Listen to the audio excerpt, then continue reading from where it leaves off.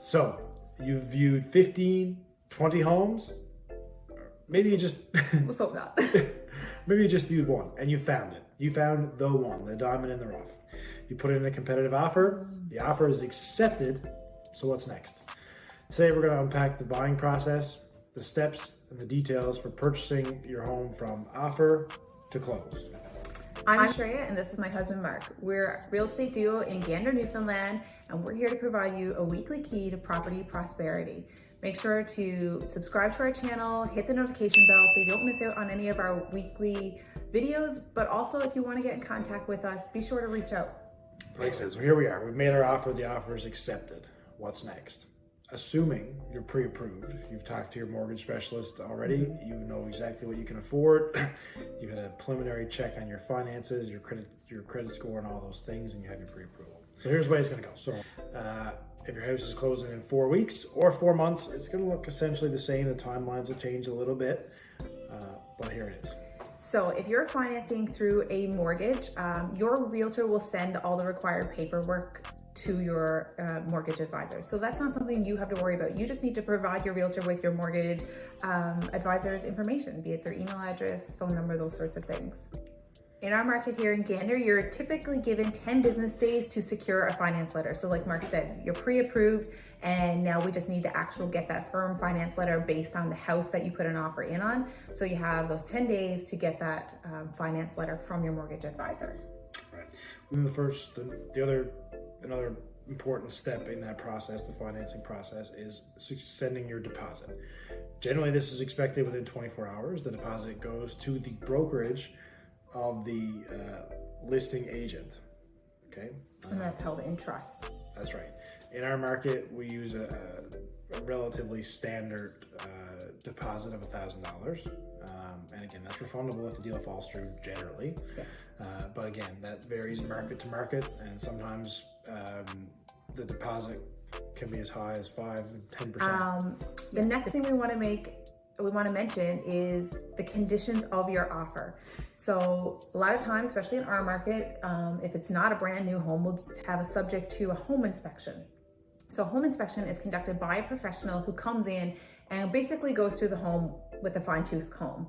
And they'll provide you with any results, any deficiencies, or any problems that they found with the home.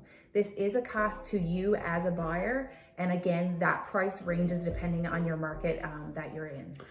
Right, it's a cost to you as a buyer, but it's also a protection to you as a buyer. Absolutely. Oftentimes, home inspectors uncover things that the homeowners were unaware were even happening. Mm-hmm. An important factor in all of this is having correct legal counsel. Mm-hmm. You know, finding a lawyer, one that works with you, one that comes recommended. Generally, you can find these in your industry. You know, like lawyers have specialties. Some deal specifically with real estate, and it's a good idea to hire a lawyer and a firm that has a good grip on real estate in that market.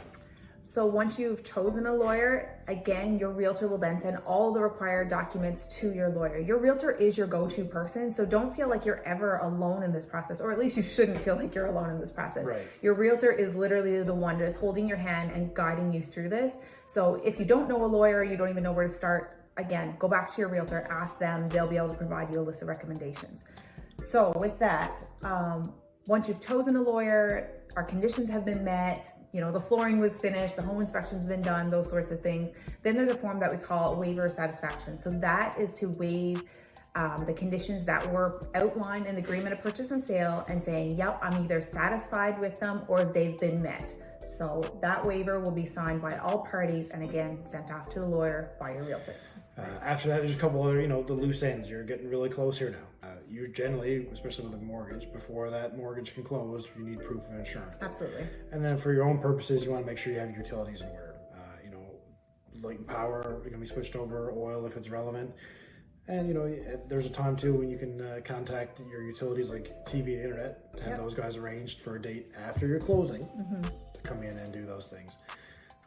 And once we get really up to the closing point, we do the final walkthrough. Final walkthrough is typically done either the evening before or the morning of closing. And that is to ensure that the property is in the same condition that it was when you purchased it, or in a condition that was outlined on the agreement of purchase and sale. So again, if the flooring needed to be done, then you can actually walk through and say, yep, okay, that flooring was indeed done.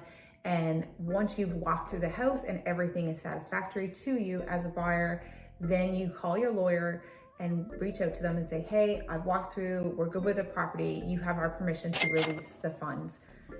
And go ahead. Yeah, and that's one thing here in our market that a realtor can't do on your behalf, right? A realtor will be with you for the walkthrough, but as you're the purchaser, you will contact your lawyer specifically and say, hey, the walkthrough was fine, everything's as it should be, release the funds.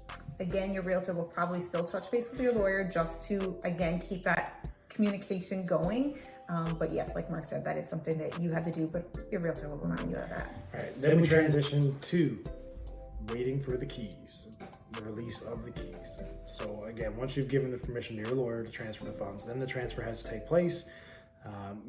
Lawyers on both sides generally have to make sure everything's in order, deeds, surveys, property reports, and all the conditions are met. They're going to go through this one last time, and depending on the complexity of the sale, this is something that can be done inside an hour or rare.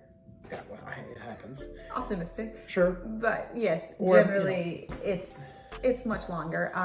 We like to tell our clients that if you're taking a day off work or you're recruiting some friends and family to help you move, maybe do that the day after you're due to close. We see more often than not that houses are not closing until 3 p.m., 4 p.m., close on to 5, and people are biting their nails being like, the lawyers are soon closing, the house is not closed yet.